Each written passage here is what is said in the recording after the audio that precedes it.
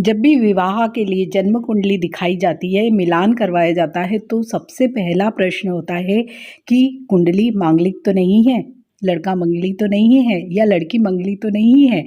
Means मंगली होना अपने आप में ही एक डर का विषय बन जाता है और इसके प्रति बहुत ही अधिक भ्रांतियाँ जिसे हम कह सकते हैं या अंधविश्वास है।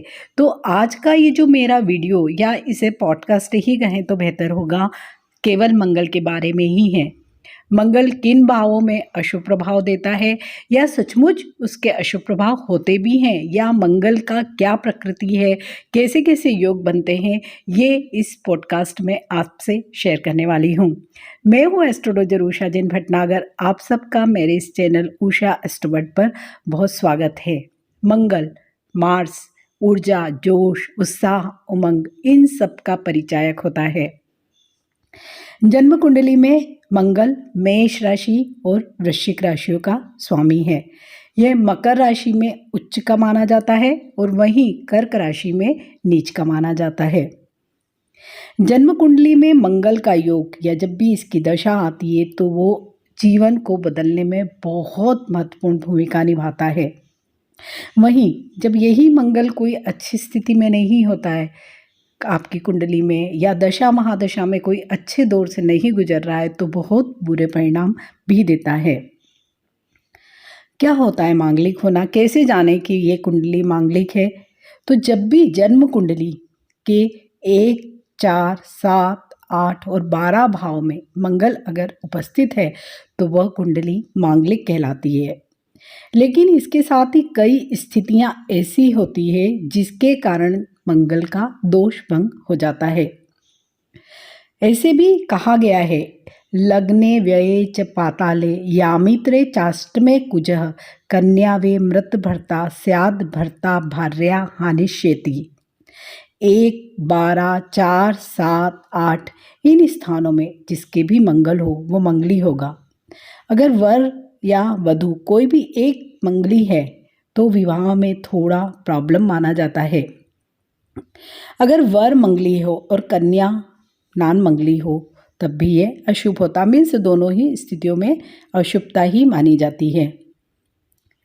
यामित्रे च सदा सौरी लग्ने वा हिबुकेथवा नवमे द्वादशे चेव भौम दोषो न विद्वते। जिसके भी 7, 1, 4, 9, 12 इन स्थानों में अगर शनि स्थित है तो मंगल का दोष नहीं होता है। मांगलिक होना, आंशिक मांगलिक होना, मांगलिक होते हुए भी मांगलिक न होने के बारे में बहुत ज़्यादा मिथ हैं। मांगलिक कन्या का अमांगलिक वर और मांगलिक वर का अमांगलिक कन्या के साथ विवाह भी अपने आप में एक बहुत ही बड़ा संपूर्ण विषय है। कुंडली मिलान के समय हम सप्तम भाव के साथ द्वितीय भाव, धन, वाणी, कुटुंब भाव, सुख भाव, संतान का भाव, भाग्य भाव, लाभ भाव और शयन भाव, इन सबको भी जरूर देखते हैं। केवल यहाँ पर हम मंगलिक या अमांगलिक दोनों ही चीज़ों को महत्व नहीं देते हैं। मंगल पराक्रम, शौर्य, साहस, सेना, सेनापति, शत्रु, रक्तपात मीन्स हिंसा, जोखिम, सामर्थ्य, क्रोध, भूमि, छोटा भाई, ऑपरेशन, पुत्र, संतान, इन सब से संबंधित होता है। मंगल को 7वीं दृष्टि के साथ साथ चौथी और 8वीं दृष्टि भी प्राप्त है। मतलब मंगल के पास भी 3 दृष्टियां हैं। यदि मंगल का संबंध जन्म कुंडली में 6ठे भाव से हो जाए या अगर वहाँ पर स्वयं मंगल उपस्थित हो जाए तो ऐसे में कोई बड़ा से बड़ा शत्रु भी ऐसे लोगों का कोई कुछ भी नहीं बिगाड़ पाता है। अगर 7वें घर पर मंगल की दृष्टि या उपस्थिति भी हो तो वैवाहिक जीवन को यही मंगल की दृष्टि मात्र उथल पुथल कर सकती है। यदि मंगल शुभ ग्रहों के साथ हो, शुभ भाव में हो, शुभ ग्रहों से दृष्ट हो तो जातक को जीवन में असीमित ऊंचाइयों तक ले जाता है। ऐसे जातक या ऐसे लोग बड़े बड़े शूरवीर योद्धा मीन्स आर्मी, पुलिस, सेनापति बनते हैं, बहुत अच्छे सर्जन बनते हैं, बहुत अच्छे इंजीनियर होते हैं, बड़े नामी होटल व्यवसायी बनते हैं। ये सब मंगल की वजह से ही होता है। मंगल को लेकर ही कुंडली की पूरी व्याख्या नहीं हो सकती है, लेकिन मंगल खुद में ही इतना अधिक बलशाली, या हम कह सकते हैं कि कुंडली में इसका स्थान या इसकी दृष्टियाँ ही बड़ी भारी महत्वपूर्ण हैं। इसलिए मंगल से परेशान न हो, क्योंकि मंगल का कार्य है आपके जीवन में मंगल होना, मंगल लाना। मंगल के जो प्रमुख शुभ और अशुभ योग क्या होते हैं? मंगल का जो पहला अशुभ योग है वो है अंगारक योग। जब भी कुंडली में मंगल और राहु एक साथ होते हैं तो अंगारक योग बनता है, और इस योग के कारण बड़ी दुर्घटना हो सकती है, सर्जरी या रक्त से संबंधित, मतलब खून से संबंधित कोई बड़ी गंभीर बीमारी का इंडिकेशन भी होता है। अंगारक योग जिसके भी कुंडली में होता है तो ऐसे लोगों का स्वभाव बहुत ही क्रूएल होता है और बहुत ही नेगेटिव भी होता है, और इसी योग की वजह से इन लोगों के परिवार के साथ जो भी रिश्ते होते हैं वो बहुत अच्छे नहीं होते हैं। मंगल का दूसरा अशुभ योग, अंगारक योग के बाद दूसरा जो बहुत ही ज़्यादा अशुभ योग माना जाता है वो यह होता है कि जब भी मंगल दोष इंसान के व्यक्तित्व और रिश्तों को नाजुक बना देता है। कुंडली के पहले, चौथे, सातवें, आठवें, 12वें स्थान में मंगल हो तो मंगल दोष बनता है, और यही कुंडली में मांगलिक स्थिति कहलाती है। और कुंडली की स्थिति विवाह संबंधों के लिए बहुत ही ज़्यादा संवेदनशील मानी जाती है। मंगल का जो तीसरा अशुभ योग होता है वो होता है जब कर्क राशि में मंगल होता है तो वहाँ पर ये नीच का हो जाता है, यानी कमज़ोर हो जाता है। जिनकी भी कुंडली में नीचस्थ मंगल योग होता है उनमें सेल्फ कॉन्फिडेंस या साहस की बहुत कमी होती है। यह योग इनमें एनीमिया जैसी बीमारियां, मीन्स खून की कमी से संबंधित बीमारियों को भी जन्म देता है। लेकिन कभी कभी कर्क राशि का नीचस्थ मंगल डॉक्टर या बहुत अच्छा सर्जन भी बना देता है। मंगल का एक जो चतुर्थ अशुभ योग है वो भी बहुत ही महत्वपूर्ण है, वो है शनि और मंगल की युति। ये बहुत ही खतरनाक या जानलेवा दुर्घटनाओं का इंडिकेशन भी बनता है, क्योंकि ज्योतिष में शनि को हवा और मंगल को आग माना जाता है। मीन्स आग को जो भी हवा देना है तो वो शनि कार्य करता है। शनि मंगल का ये योग अग्नि योग होता है, तो हथियार, हवाई हादसे या बड़ी बड़ी दुर्घटनाएं ऐसे लोगों के जीवन में होने की संभावना रहती है।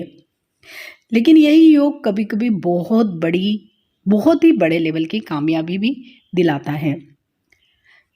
नाउ अब बात करेंगे मंगल के जो शुभ योग हैं उनके बारे में। सबसे पहला जो मंगल का शुभ योग है वो है लक्ष्मी योग। चंद्रमा और मंगल जब भी किसी कुंडली में साथ में हो तो वो लक्ष्मी योग बन जाता है। इससे लोग फाइनेंशियली बहुत स्ट्रांग होते हैं। मंगल का दूसरा शुभ योग होता है रोचक राजयोग। जब भी मंगल मजबूत स्थिति के साथ मेष राशि, वृश्चिक राशि या मकर राशि में हो तो रोचक राजयोग बनता है, और यह योग इंसान को राजा के समान स्थितियां दिलवाता है। भूस्वामी मीन्स बहुत बड़ा जमींदार या जागीरदार जैसी स्थितियां बनाता है। सेनाध्यक्ष का पद दे सकता है, या प्रशासन में कोई बहुत बड़ा ओहदा या पद दिला सकता है। मंगल को शांत कैसे किया जाए, उसके अशुभ प्रभावों को कैसे कम किया जाए, तो ऐसे कई ज्योतिषी उपाय हैं जिन्हें करके मंगल को शांत किया जा सकता है। सबसे पहला अशुभ योगों के लिए एक उपाय होता है, शुक्ल पक्ष के कोई भी मंगलवार से शुरू करके आप लाल वस्त्र पहनकर हनुमान जी की मूर्ति के सामने बैठें, गेरू अथवा लाल चंदन का ही टीका लगाएं, घी का दीप जलाकर हनुमाष्टक अथवा हनुमान चालीसा का पाठ कम से कम 21 अवश्य करें। ऐसा अगर नियमित 41 दिन तक किया जाता है तो कठिन से कठिन जो भी आपका कार्य होता है उसकी सिद्धि हो जाती है। दूसरा, अगर आप किसी भी प्रकार के इस तरह की मंगल से पीड़ित कोई अवस्था में हैं तो आप हर मंगलवार के दिन किसी भी गाय को एक मीठी रोटी अवश्य ही खिलाएं। अपने जो भी इष्ट देव हैं उनको आप 27 मंगलवार सिंदूर का तिलक लगाकर खुद भी प्रसाद स्वरूप तिलक लगाएं, ये भी बहुत अच्छा फल देता है। सोमवार की रात्रि को तांबे के बर्तन में पानी सिरहाने पर रखकर मंगलवार की प्रातः घर में लगाए हुए पौधों को वही जल मंगल का बीज मंत्र पढ़ते हुए डालें। किसी भी यात्रा पर, जैसे कोई यात्रा आप बिजनेस से संबंधित कर रहे हैं, इंटरव्यू में जा रहे हैं, तो आप जाने से पहले शहद का सेवन अवश्य ही करें। अशुभ मंगल की स्थिति में मंगल संबंधित जो भी वस्तुएं होती, जैसे तांबे के बर्तन है, इलेक्ट्रॉनिक्स है, लाल कपड़े हैं, गुड़ है, ये कभी भी चीज़ें उपहार में न लाएं। इसके बदले में अगर मंगल के नक्षत्रों में आप इन चीज़ों का दान करते हैं तो बहुत ही अच्छा फल मिलता है। अगर ज़्यादा ही प्रॉब्लम है तो यह एक विशेष उपाय आप कर सकते हैं। गेहूं तथा मसूर की दाल के साथ साथ दाने लें, उन्हें लाल पत्थर पर सिंदूर का तिलक लगाकर इनको लाल कपड़े में लपेटकर मंगलवार को मंगल के बीज मंत्र पढ़ते हुए बहते जल में प्रवाहित करें तो मंगल से संबंधित कोई भी प्रॉब्लम जीवन में कभी भी नहीं आती है। मंगल की जब भी अशुभता हो तो मांस, मछली, शराब मीन्स जितने भी प्रकार के तामसिक भोजन है, बहुत गरम मसाले या बहुत तीखा मिर्च वाला भोजन भी नहीं करना चाहिए, विशेष रूप से परहेज करना चाहिए। कुंडली में मांगलिक दोष के कारण मंगल अगर अशुभ फल दे रहा है तो लड़के या लड़की को सुंदरकांड का नियमित 108 दिन तक हनुमान जी का चोला जनेऊ भोग लगाकर पाठ करने से वैवाहिक एवं पारिवारिक सुखों में वृद्धि होती है। इसके अतिरिक्त भौम शांति के लिए मंगल चंडिका स्तोत्र का पाठ भी विशेष लाभप्रद माना जाता है। अनंत मूल की जड़ मंगलवार को अनुराधा नक्षत्र में लाल धागे से दाएं बाजू में बांधने से भी मंगल संबंधित जितने भी दोष या अरिष्ट होते हैं उनकी शांति होती है। आशा है आपको मंगल के बारे में इतनी अधिक व सटीक जानकारी प्राप्त होने के बाद अपने खुद के मांगलिक होने पर या मंगल की वजह से कोई भय नहीं लगेगा। मंगल तो होते हैं जीवन में मंगल लाने के लिए और पूरे जीवन में मंगलकारी घटनाओं को लाने के लिए। आशा है आपको ये पॉडकास्ट अच्छा लगेगा। अगर अच्छा लगता है तो इसे लाइक कीजिए, शेयर कीजिए, मेरे चैनल को सब्सक्राइब कीजिए।